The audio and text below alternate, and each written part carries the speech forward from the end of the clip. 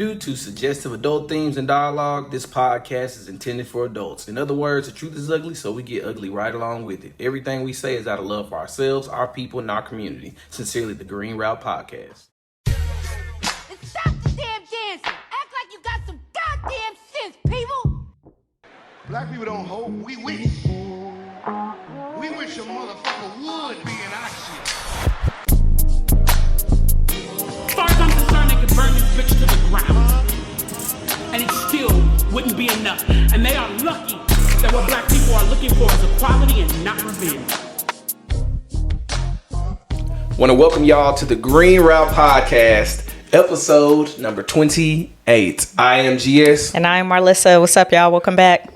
Welcome back. We took a week off. Yeah. We are adjusting to the holiday season. That's right. All the sickness that's going around. The sicknesses. It had me last week. Had Gabe the week before that. So. You know, but we back though. We gonna keep fighting. That's right. We gonna keep fighting. Fight the power. We gonna fight that power. All right, y'all. So we gonna get right to it. All right. Man. All right. So we starting with a hot one. Hot. Like, yeah. So let's talk Megan Thee Stallion and the fact that she's in court testifying on the stand with this Tory Lanez case. So if you have been under a rock and for some reason don't know what's going on, in 2020, yeah, it was 2 years ago, we got word that there had been some type of altercation between Megan Thee Stallion and Tory Lanez. From kind of the inception of said altercation and what we knew, we had heard several things. Number one, that she may have been shot. There was something about her maybe stepping on glass.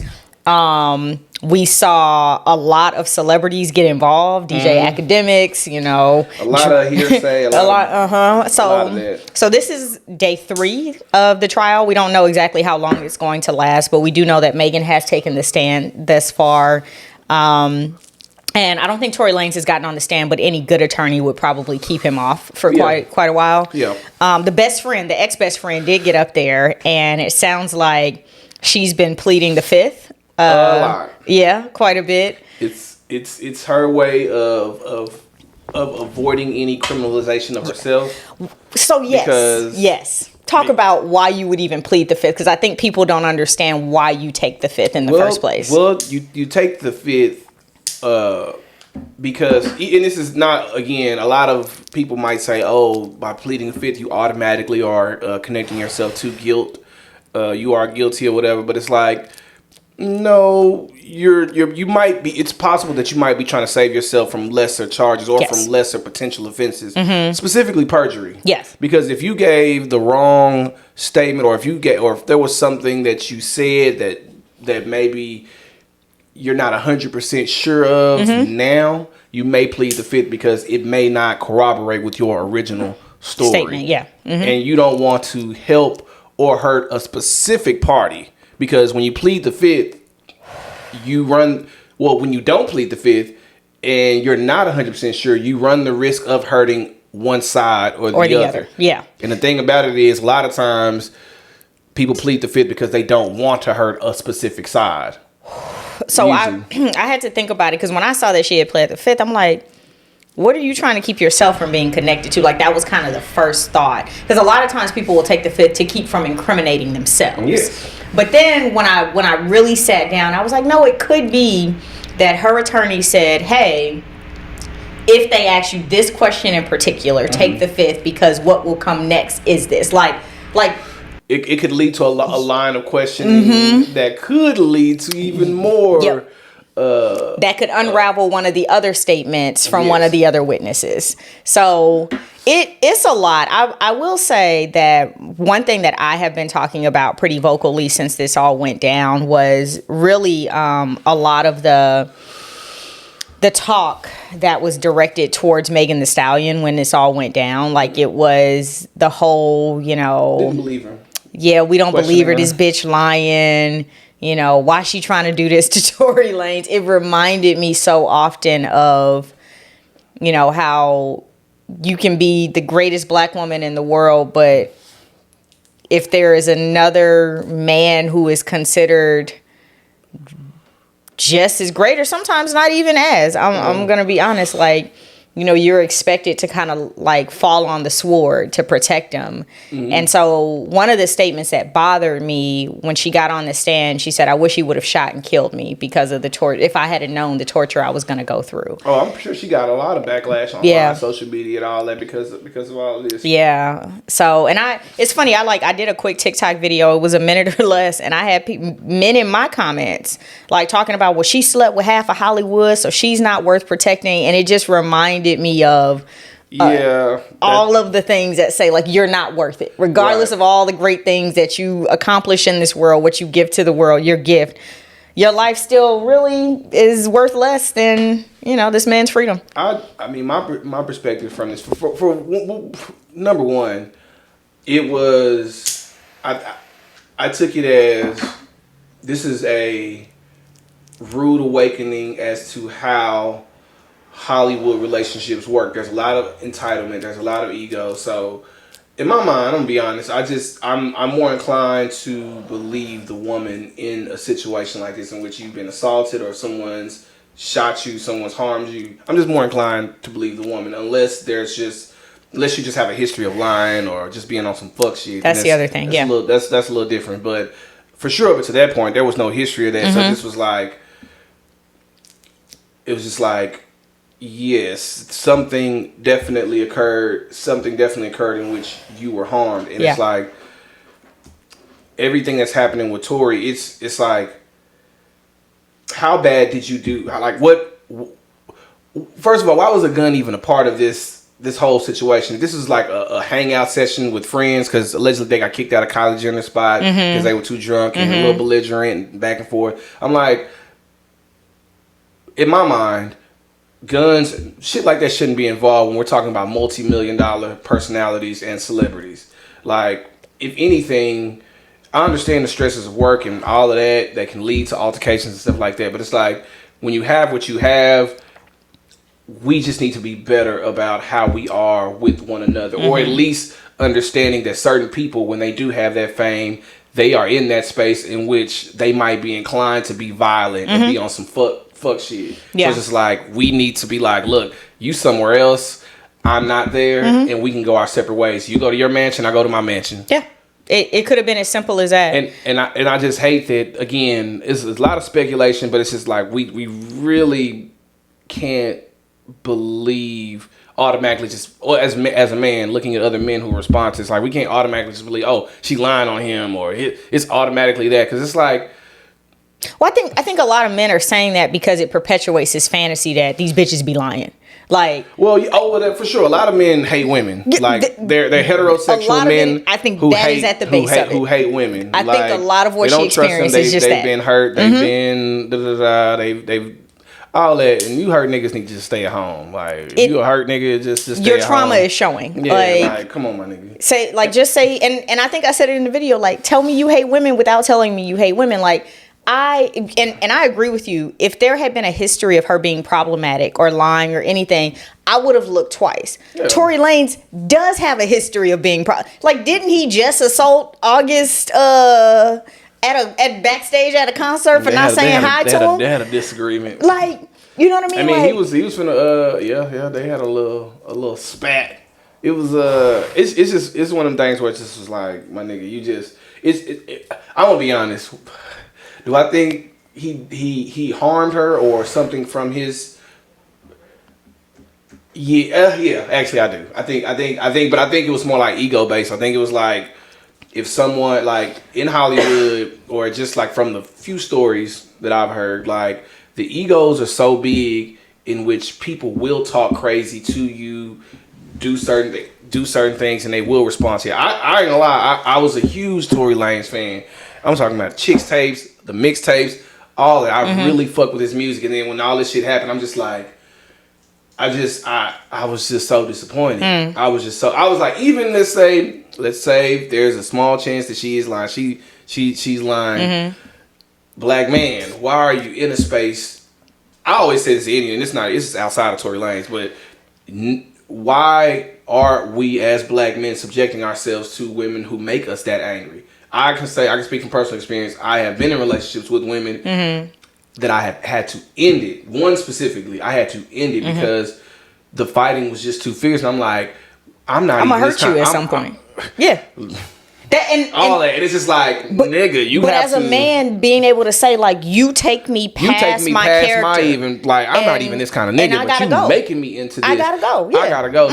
So a part of my disappointment just had to do with the fact that, like, nigga, be smarter. And again, this is at the potential that she's not telling the truth. Yeah. If he's actually saying I didn't do it, it wasn't me, then nigga, you shouldn't have even been involved with somebody who's making you that angry, right. Or because there's proof of that part. There's proof of the back and forth. There's proof of all that part. I'm like, nigga, at least be smarter. Like, but whatever.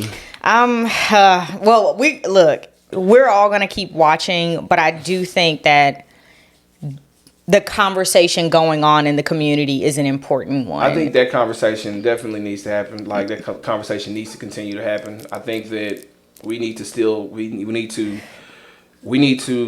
honestly, we just need to continue to look at the facts and have open dialogue about what conclusions were drawn, because that part can potentially, from the men's perspective, based off a lot of patriarchy, sexism, all of that. Yeah, so it's just like we know misogyny is a thing. Like, if you any black woman, I think worth her salt, looked at this and understood what Megan Thee Stallion was going through. Like, and I think that's what hurt me so bad, was like, that is a shared experience for black women.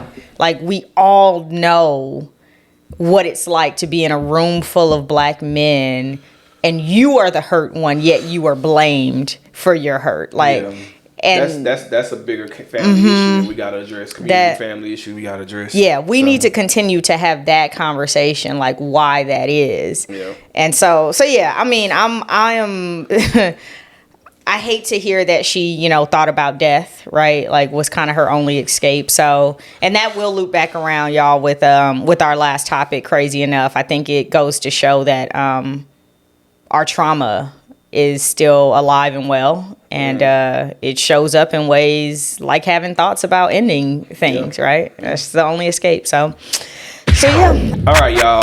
So next, FTX CEO extradited to the U.S. My man got found in the Bahamas. Yep. Shout out to my Bahamian brothers and sisters. You know what I'm saying? Shout out to y'all. It's all love. Y'all wasn't trying to keep him.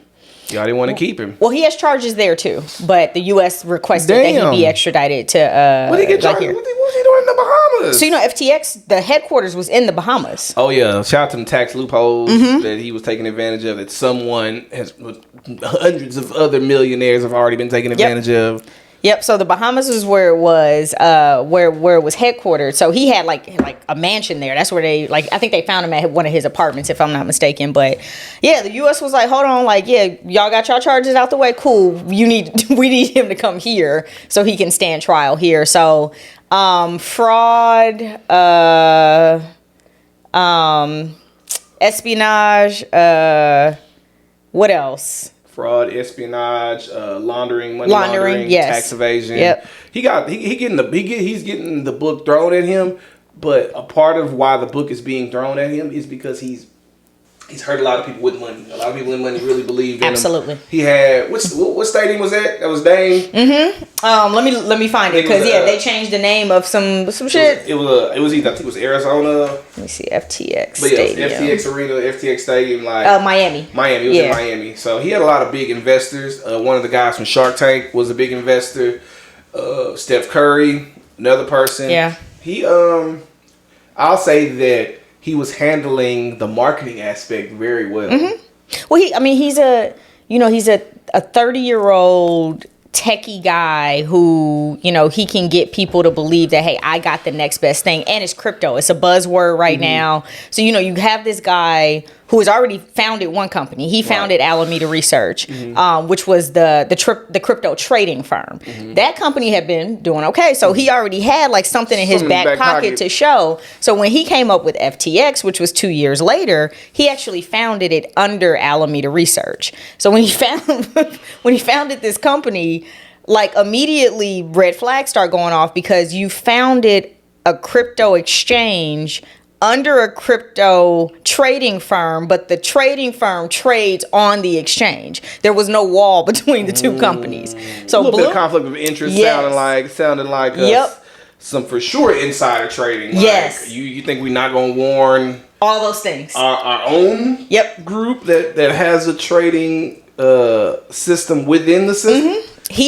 So Bloomberg finds out, but by this point, right, like this company was valued at I think $18 billion 2 years after it was founded. That's pretty good. That doesn't happen. That's pretty good. That does $18 billion valuation. He's raising millions in funds. It makes me think about the girl who just got prosecuted. Who the blood testing, test girl. Yep.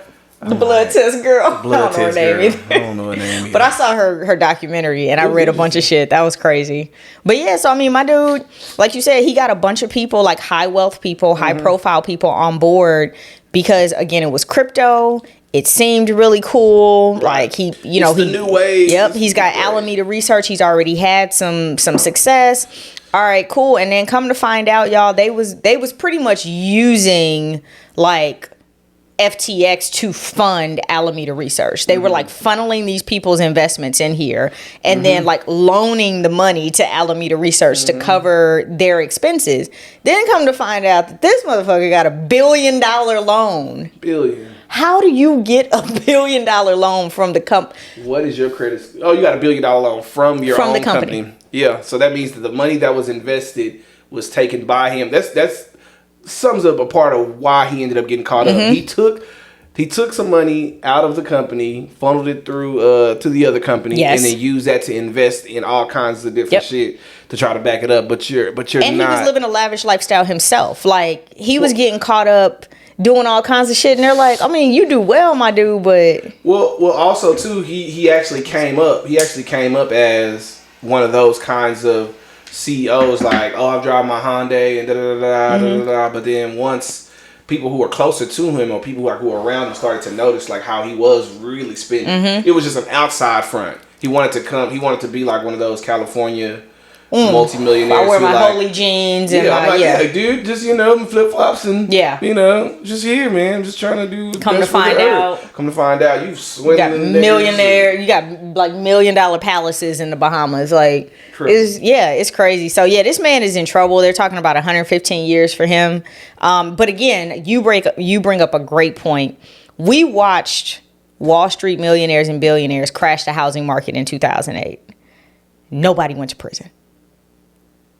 Because those were regular ass people who didn't have power. But in this case, because he fucked over some very wealthy, very rich, very influential people, he will go to prison. He wasn't there yet. He wasn't there. He hadn't earned his spot yet. He hadn't made enough money, enough other people money. So yeah, he will go to prison because of who he fucked over, and that says a lot about who matters around here. Yeah. Next up, we have America's $850 billion military spending. So, this particular topic is always interesting because one, it's the military-industrial complex. It is the idea that they just keep telling us that it's necessary to do it, and if we don't do it, it's like to me, that military spending is like the biggest boogeyman, one of the biggest boogeymen. It's the government-induced boogeyman. If we don't spend all this money, look at everything that would happen. It's another terrorist attack. Like, come on, it's just like, y'all. If we see it from my perspective, if you see it on a small scale, the government protecting big business, like right in front of us. Who's to say? Because this is what I think. Who's to say that they're not protecting big business elsewhere? Yeah. That 850 million, in my opinion, 850 billion, or at least what the military what the money that the military has been spending over all these years. A lot of it has been to protect the interests of businesses, to grow it. It was a famous military person who said the last legitimate war that America was a part of that wasn't on no fugazi shit was World War II. Every other war after that, Vietnam, the Korean War, Gulf Coast War, all of this was like over money, oil, protecting the interests of specific businesses, capitalism. Yeah. It's like this is not that, and it's just like y'all who I really would like to know who we protecting ourselves from and why has the military not passed any legitimate audits. Because I want to say that I read somewhere that they haven't. The Pentagon has not. Like, you oh my God. So when I saw this, so it's actually 158 billion. I wrote this wrong, but it's 158 billion, which is 45 billion more than Biden asked for. Yeah, it's more than what he asked for. Let's point that out. He literally, they tell us we don't have money for healthcare. We don't have money for universal pre-K. We don't have money to fund our K through 12 schools. Fuck them little loans y'all got.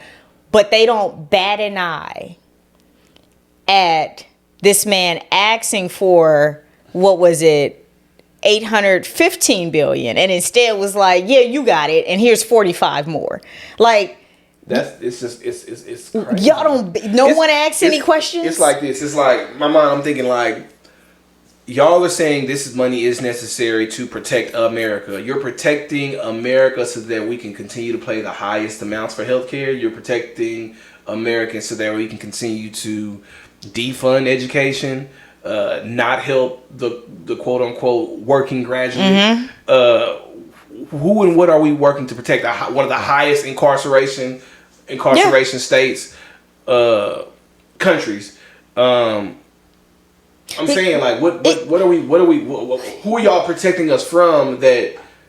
And why do we need protection? If we stop fucking around with people, I'm trying to say. I'm saying y'all are protecting. It's almost as if like you're looking at a dog who is sick and disease, and instead of actually giving a dog sickness and disease, you're paying for a $1,000 kennel to put him in. That's a good one. That's kind of what it makes me think like. Well, at least he'll be sick. But it's a nice house. But it's a nice ass kennel he's in. We're gonna invest into that. I know that motherfucker's in pain, but at least he's in pain. At least he's in his 3-room kennel. At least he has a 3-room kennel with, it's crazy to me. And I'm literally, I put on Twitter the other day, I was like, this budget really is, if we ever have to face the consequences of the things we do here on Earth. Like, part of this budget really should be an in case shit happens budget. And that in case shit happens is because of our doing. It's because of how we run around fucking around with people. And just in case, let's get a few more Navy ships. Just in case. It's clear like somebody's pockets are being padded. Like we're looking at like, we think about like Afghanistan, we were there for 20 years. Billions of dollars were spent there. Yep. And what ended up happening? We left there, and then the Taliban, who we were trying to protect the country from, ended up taking the shit back. We leave millions of dollars in equipment. Just leave for the Taliban to play around with. And come to find out that when the report came out that there was so much mismanagement of funds for that specific thing. So it's like, if we have a specific goal that we're supposed to be working on, building Afghanistan, and even that money was not used properly, imagine what this is. Yeah. Like, we don't even know. There's no Afghanistan for this to go to. Yeah. Like, we don't know where the fuck this money gonna go. I would love to see it's probably, the report is probably one page. It probably just got like the seal of the United States on it and a number. And it said cool ? Yep. Cool, yeah, it's cool. Yeah. And Biden signed it, and they filed that shit. 60% of the $1 billion goes towards miscellaneous. Right. 39% goes towards ports. 1% for military personnel raises. Yeah, we gotta give them. They need more money. All right. I'm with you. I'm pretty sure, because I've watched mismanagement in corporate America. So think about this amount of money. I already know. People are in there getting greedy. Okay, this is a segue. The report just came out. The officer who killed Atiana Jefferson in her house while she found guilty. Fantastic. Fucking great. Guilty now. That's half the battle now. We're not completely celebrating, but it's just came out. Absolutely. Just came out. So wow. No, that's news. Did you see that casket that got left on the porch or the front yard? I put it on our IG, but yeah, somebody like wrote her name on a casket like with like a bunch of other shit like Black Lives Matter, like. Yeah, these crackers is crazy. No. Oh, no. It was. I think it was a black person that did it. Like it was in pro. It was like pretty much saying like. I thought they left it at her. Okay. No. I It was at like, the. that's not cool. It may have been the judge's house. Oh, it might have been the judge's. Yeah, Okay, well, but no. This was like, okay. I really don't think a black person did it. I actually think it was like some allies, me personally. But because they bought a whole casket, you know what I mean? Like, I mean, you know what? Shit, the symbolism. I ain't mad at it. I was like, I don't know, niggas gonna go get $1,000 casket to mark up and leave on the porch. But thank y'all, thank you, Becky. We appreciate y'all. We appreciate it. Yep. What was we talking about? Oh, the military. Yeah, so that's happening. Part of this too, I want to point out, is because they need more money to market. Because remember, they're short on their recruiting. So part of this is raises, but then also we need to be able to grab like younger millennials and Gen Z. We need to get that Super Bowl spot. Millennials, I think we're about done for being able to join, right? Nah. Well, yeah, we getting close. Yeah. So it's mostly Gen Z that they going after now. But after this, all right. I think it's like in your late 20s is the cutoff, right? Mm-hmm. Yeah. So we about done. Gen Z, good luck. Good luck. But the Fed, right? Let's just hit on this. We've been talking about the Fed literally since this podcast started because, inflation was at 8-point-something% when we started it. So the Fed did another rate hike this past Wednesday. They raised the rates by 0.5 point. So that takes us to 4.5%. Which is the highest it's been in almost 15 years. And inflation is still sitting at 7.1% as of November 2022. The reason I'm putting this on here is simply a reminder, and it's the same thing we've been saying, like, this is not going to work. And the reason it's not going to work is because at the end of the day, prices are being set by corporations. Yeah. The Fed has no control over how much your eggs are and how much of what you pay flows directly into the profit book of these companies. And there's just too much opportunity in hostile situations. So it's too much. There's if there's a way that these companies can profit, if they're already communicating with each other. The larger companies for sure. So it's just like the government is trying to combat it, but they don't want to regulate it. Yeah. And that's the problem. Yep. It's supposed to be a free market, and capitalism is really our God. So, I'll keep saying, if you can keep from buying big shit right now, keep from buying it, because if you don't have cash, save as much as possible. Like, you got a homie with some food stamps, like, pay half, right? Just like really think through like what's going on here, and like the fact that like they're playing right in our faces now, and pretty much like, what y'all gonna do about it? What can you do about it? Well, I mean, honestly, we what they're gonna keep doing is creating that separation between what they're doing and the residual effects of it. We just saw this past weekend, or for sure within the last week, how LA's homeless problem has now gotten to levels that even LA has never seen. Yeah. Yep. The issue, and it's like, y'all have to understand that those two are directly connected.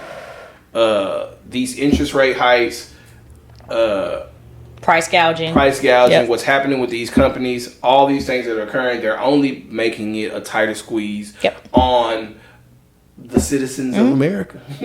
And part of it makes me wonder, was this to make sure like the Great Resignation stopped? Like, do we squeeze them so much that people don't even have breathing room anymore? You got to go back to that job. I don't know. I don't think it's for that purpose. The purpose of it is profit. It's profit. That's it. Like everything that's happening with these companies, from them not being paid as much, now all these companies, these employees needing to unionize, like all of these things are happening, and truth be told, they should have been happening years ago. CEOs are making the most that they've ever made. I think it's almost 400 times now. 400, the average employee. it is insane what's happening. And they have to understand that all of the effects, the homelessness, the unionizing, all that, these are the effects of years of them leading up to that. Mm-hmm. Like, these are the byproducts of your companies running wild. This didn't happen overnight. This didn't happen overnight. Yep. And truth be told, y'all were just trying to do it as long as y'all could to get away from it. But now people are opening up their mouths. People are being responsive to it. And what y'all run the risk of,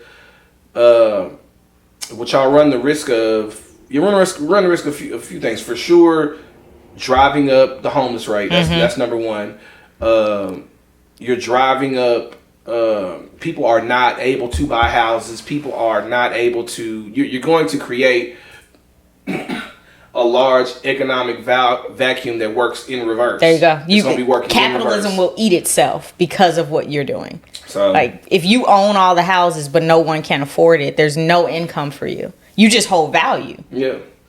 But value can change. If the market floods with a bunch of vacant houses, the value immediely goes down. The thing about it is what they run the risk of is this is how, and this might be far off. This might be far off, and this might be a real grand gesture and might not potentially happen. I don't know, but this is how you have anarchy. This is what leads to anarchy. This is what leads to large scale protests. Absolutely. In ways that America's never seen. The only kind of large scale protests we've seen are the civil rights situations or because they were so egregious that people had to say something. Yep. So imagine when we get to the point to where the companies now, their actions are so egregious that people can't afford anything, and people are now putting two and two together and realizing that the reason why we are in this situation, the reason why we cannot buy houses is because now they're all bought up by Chase Morgan. They're now all bought up by this. They're driving up the rates for this, and it's like, truth be told, what a lot of people are experiencing are what black people have been experiencing this whole time, because they have taken resources out of our communities for the sake of saving money. They have divested out. And we all know that when you divest from communities, what that usually leads that community to either remain or where it ends up going. So imagine now this not only happening in black communities, and now this is happening across in the suburbs, in white. Because it's not just hitting people of color anymore either. It's not. Nope. It's beyond. Nope. If you are a working class person in this country, it's hitting you. You know what I was thinking about when you talked about the protests? A lot of our civil rights protest has been sparked by an event. There was something that happened.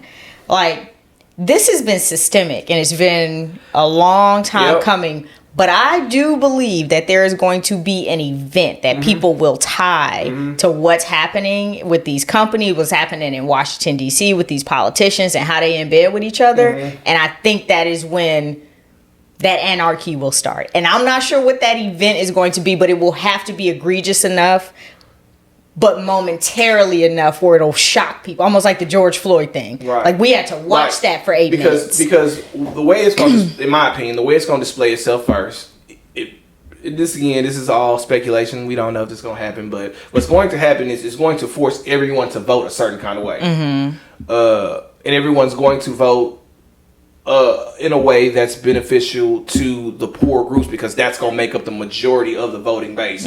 Poor people will, if not already, will make up a huge majority of that voting base. And what's going to happen is they're going to vote a specific direction. But again, and this, you could disagree with this or not, however you feel. A lot of times in certain countries, democracy only works for the sake of the companies that have already created the system. You see what I'm saying? Like, they're not going to allow a Bernie Sanders to become president because of how he believes society should be functioning. Because he's going to want companies to unionize or to support the unions and these billionaire $1 million companies. I'm like, fuck that. They're not for any of that. So that's my point. He could never be president right now. But my point is, what I think is going to happen, people are going to vote, their voices are going to be heard, and those $1 billion companies are going to be like, you know what? We can't. This can't be the leader. This cannot be the person. Because if this leader is elected and what he's going to push for, I won't be able to afford 3 yachts like I was. We got to stop this. someone potentially is going to be assassinated. And that might be the catalyst to start all this. I hate to say this, but literally, as I was saying, there would be an event. That was actually what was in the back, but I didn't want to say it out loud. Well, it's the thing about it is this: America has always been trash at dealing with ideas and beliefs that are outside their own, even if they're beneficial to the people at large. Again, they want to make communism and socialism into evil things and all that. And this is like cover their shit in Christianity. Yeah, this is like y'all don't realize that voter disenfranchisement is a form of fascism. Yeah. That's an autocracy. We have whole ass oligarchs in this country. Come on, y'all. So come on. So with that being said, you got to understand that people are going to eventually wake up and start to vote against it. Again, y'all did it to us. Y'all disenfranchised our vote because we were going to vote for our own freedoms and what benefited for us. Y'all have to understand that. And because y'all never learned how to work with people, y'all are going to continue to use those same tactics. Those same violent tactics, and they're not going to work, and it's just going to cause more friction and more drama. So we know y'all pull that. So yes, the Fed keeps the rates keep going up. Keep fed. The inflation's going to keep going up. Companies are going to keep profiting until the people say yes. Until y'all vote for Bernie Sanders. Until that's the way I see it going. Yeah. That's the way I see it going. That's okay. Twitch. The DJ from Ellen DeGeneres' show.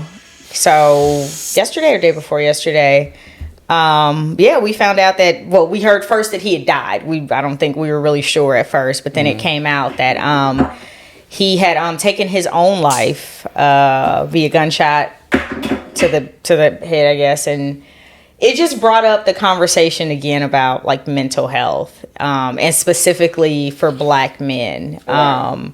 We had a conversation just a month, maybe 2 months ago when Takeoff was killed, right? And just about how that situation even came to be. Right. Like, why was it that there was so much contention between these groups? And not in that moment, but think about like all the stuff in the past that has brought Black men's psyche to that point, right, so that moment could even happen. So the conversation really came up of, hey, like, let's start talking about therapy again. Let's start talking about, getting through some of this stuff that is ingrained in your DNA because of the bloodline, and some of the stuff that's just because of the fucking cards you were dealt as a Black man in this country. And so when I saw this, it just made me want to, number one, send love to Black men. I think you guys tend to be taught to struggle in silence and, to be stoic. But it's like a bottle being shaken up over and over. At some point, that shit is going to pop. It's going to explode. Yeah. I'll say this. And this is a part that's not talked about as much concerning Black men and mental health, or in terms of like why we don't. A lot of times, people take advantage of that. Mm-hmm. For sure, when we open up and we express like, "Hey, there are issues," or "I struggle with this," or "I have that," like there are people who not necessarily have bad intentions. Sometimes they just have personal intentions, things that they want to get out of it. Like I had someone we are coming off a tragic situation. My good brother Turner lost his life. For health, it was a health situation. I'm not gonna speak too much on it. It wasn't self-inflicted. But I had someone reach out to me who I had disconnected from, and they were being very nice, very all this. And it's like, on one hand, I'm very much so appreciative of that energy. Yeah. But it seemed like, in my opinion, a little opportunistic. So my point with that has to do with a lot of Black men don't open ourselves up to what we're dealing with, because not only do we not want to look a certain kind of way, but also it doesn't always behoove us to be open about what we're dealing with. Yeah. You know what I'm saying? Like, sometimes it just opens ourselves up for vultures. It opens ourselves up for people who might want to take advantage. And that happens more often than what we talk about. Okay. It does occur. Do you find it's like women will take advantage of it more than men? I wouldn't. Honestly, it's really just a matter of who we expose ourselves to. Okay. Because sometimes it's not even intentional. Sometimes it's not even like a sometimes it's not even like someone who's it's not intentional. Sometimes it's just a matter of someone seeing you in a different space and realizing that they can do something, and they offer, but the thing that they do sometimes isn't conducive to you you actually being better. I had another situation where I told another person about another situation, and a lot of their first response was, "Well, I'm gonna come and see you more." And it's like, I don't really want to be seen more per se. Like, I don't want. I'm good, but I know that this person is presently in a bad situation themselves. Okay. So it's just like, is that beneficial for me or is that beneficial for you? Yeah. And it's like, I'm just not. And again, I'm not doubting the sincerity of these people, because I really feel like they want to help. They want to be there. They want to be present. But at the same time, sometimes it just opening ourselves up just brings in energy that we don't necessarily desire. Yeah. And sometimes we don't even have the fight in us to be like, well, I don't really want that kind of affection. I'd rather this kind. And sometimes we don't even know the kind that we want.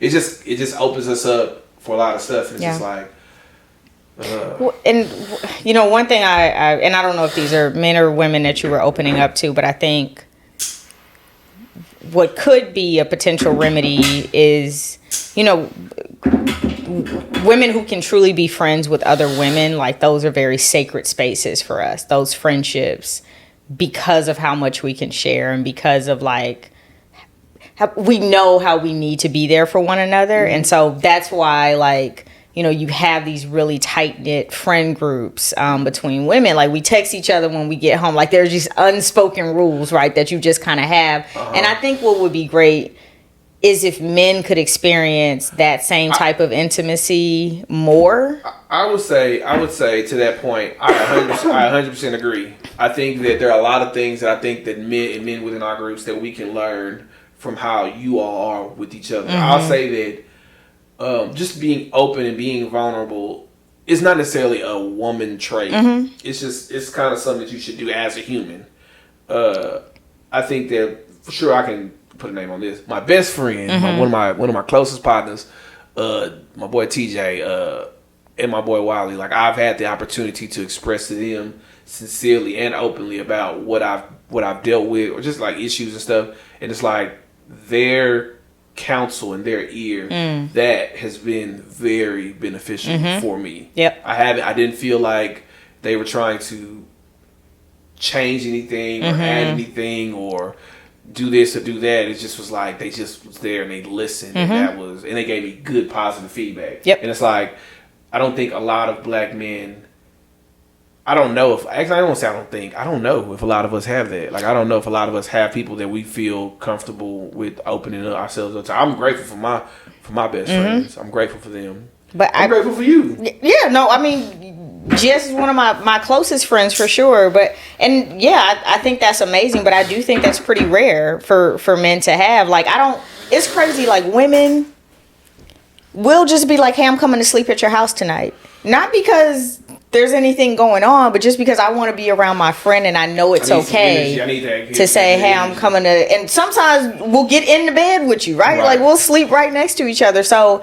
when you look at the type of intimacy that creates those safe spaces, like, I don't think a lot of men have it. And sadly, I don't think they have it because, like, you know, toxic masculinity, some of it is driven by women that say, like, oh, you and your dude, like, sleeping over each other's houses, like. Yeah, that's that part. Like, there's certain ways that we could be more affectionate and more thoughtful of each other, but the perception of how it might look is kind of like something that might throw it off. And also too, it's like, for a lot of us, it is sometimes it's hard finding enough of us who are in a positive enough space to receive that. Yeah, because a lot of times it'd be like, yeah, I'm going through this, and they're like, shit, I'm going through this too. I'm like, I got this, you got problem A, I got problem B. Like, and sometimes you just don't even want to put your brothers through that. You know what I'm saying? So it's a lot, but I definitely think that what is needed is that we need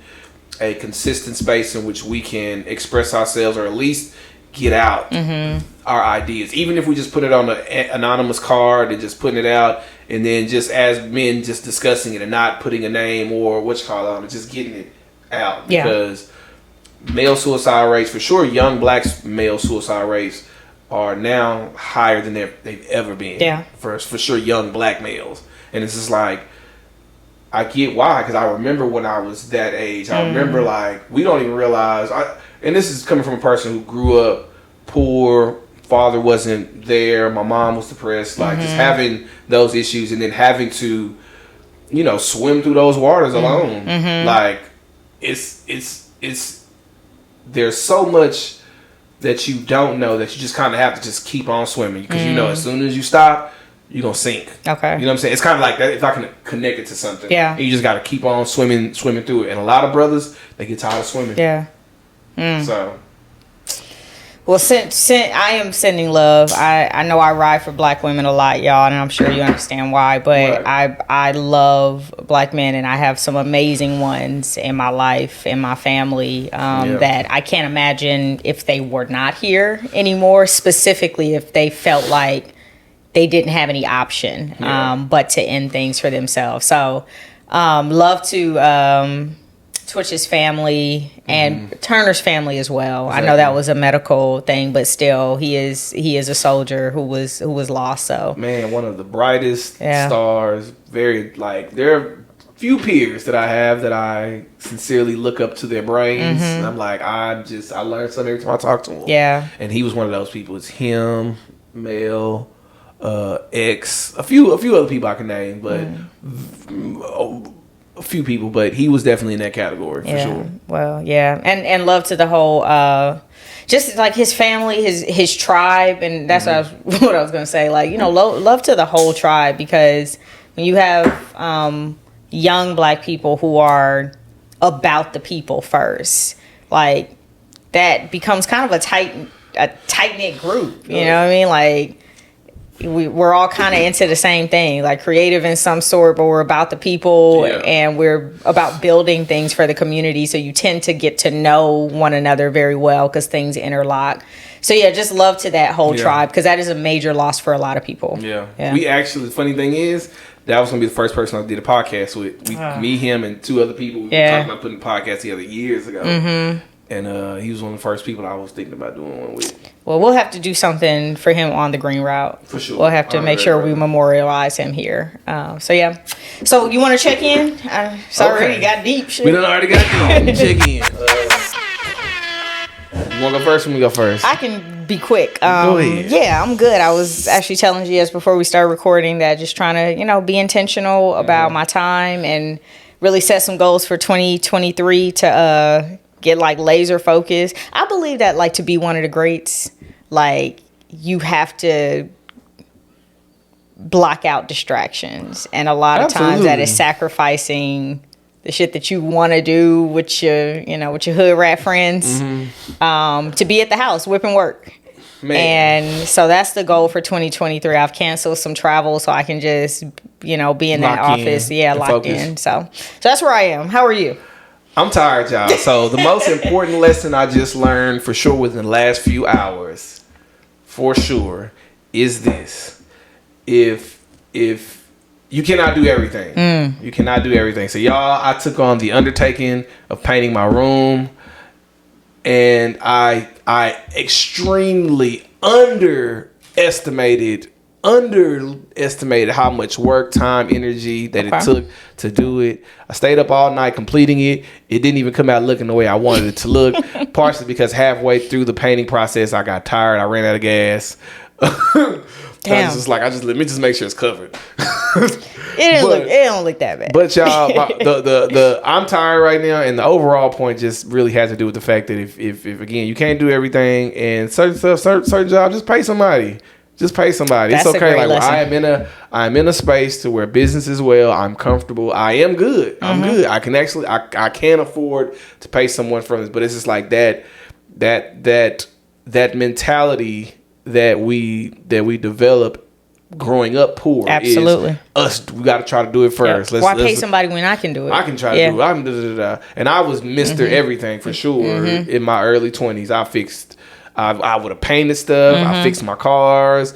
I've done electrical work. I've done plumbing. When we had the thing, when we had the winter freeze and a lot of pipes was busting, I fixed my own pipe. See, because it wasn't happening fast enough for me. that's crazy. But my overall point is, I've just realized that I'm at that point now to where I just need to focus on what I'm good at, and then let's just lock in on that. Put your energy into everything the else. thing. Pay somebody else to do it. So that's how I'm feeling. I'm tired. I feel a little defeated, but I have the lesson that I learned actually from this. To me, is not gonna say made it worth it, because I would have I should have learned this lesson a long time ago. But I'm glad the lesson is learned. That's what I'm saying. I'll just say that I'm glad the lesson is learned, and the creator. Yes, that was a good kick in the pants. And you giving that money up to buy your time back, really, because you are buying your time back. Like, I would just say be intentional when you hire out. Like, about we're gonna put you know, we're gonna put the energy behind it. It's gonna be done right. So like for me, I'm like, okay, I'm giving up this money to get time back that I can use to make more money, right? To pay for the thing that I just paid for. Because that's what you're doing. Like you when you pay somebody to do something that you could possibly do, you're trading, or you're giving money so that you have more time to focus on the shit that you need. That's to right. focus on. Put that back into the thing. The right? thing. And so the thing is the main thing. My old principles say where the main thing is the main thing. Yep. So. And then you are helping, honestly, and that's why I was saying be intentional about who you hire. Because for me, I'm like, okay, if I'm going to pay someone to do this, like, let me make sure like it's a good person that's doing good things for the community, who loves the people, like, well, at least a minority or black-owned business, brown, like business, I try to make sure, because I've gotten to that point too where I'm like, I don't really want to deep clean my house once a quarter, but I can pay somebody to do it. She got a family to feed, or whoever. You know, at least I am doing, hopefully, like helping someone else by also helping myself and giving my time back. So that's always my goal, is to get like 2 birds, 1 stone. Okay. Yeah. So, but yeah, y'all. So that's me. I'm good though. I survived it. I'm gonna get some rest tonight. I love it. I love it. All right, cool. Hey y'all, there's a free COVID test for the winter surge. If you go to covidtests.gov, you can get 4 of them. What else did we have for y'all? I feel like. How's that? What? There you go. Okay, go back. Oh, sorry. Yeah, I was just looking at my laptop. Let me see. I think that was it. Oh, Morocco. They were eliminated from the World Cup Semifinals, but they were the first African country to ever reach that level. Shout out to in the World country. Cup. So there was that. I mean, the mother continent. Trump is selling trading cards for the low price of $99. Okay, all right. All money in. What are you trying proud to pay? Got a proud to pay campaign? Yeah, shit. They look ridiculous. If you got time, go look them up. And what's your favorite song this week? My favorite song this week. What song have I been listening? I think, actually, I want to say Anderson .Paak, "Living." I'm living. I love it. Surviving. Anything Pack, I'm here for it. Yeah, so that's what I'm on right now. Okay, bet. I think I've been on a country kick. I've been listening to this song called Church in a Chevy. Yeah. I forgot your family like country music too. Yeah, you know, my sister Megan got me into it. Yeah. So there's actually Stagecoach, my birthday this year in Indio, California. We was thinking about going. We'll see though. Okay. We'll see. Maybe. You know, black girls in boots. I ain't mad at it. You know what I'm saying? I feel like that shit would be I'm from the South, so you know, we country boots, country hats. You know what I'm saying? You in the right space for it. You gonna find some nice. We nice would have leather a blast, material. and you know they want to buy us all the drinks, cause. Oh yeah, y'all gonna go there and be lit. Look, so yeah. All right, that's all I got. Anything else? That's it. That's all I got. Cool. All right, y'all. So we have we know what's going on the outside. We know hopefully it helps us look more inside and reflect and realize what is for us. I don't care if they put billions and billions of dollars. That billions and billions of dollars could be gone overnight. And let's also just be mindful of each other and what we've experienced, from black women in violent assault situations to brothers who are unfairly, unjustly, put in the penal system. It's a lot, but let's not conflate it. You know what I'm saying? Let's continue to just seek the truth in every situation. And let's get some rest. Let's get some motherfucking Let's take a rest. nap as a community, y'all. As a community. Nap as a community. Yeah. So, yeah. What I say unto all. Watch, pray, There stay you go. safe, all that stuff. All right, of y'all. that. Later. Love you. Peace.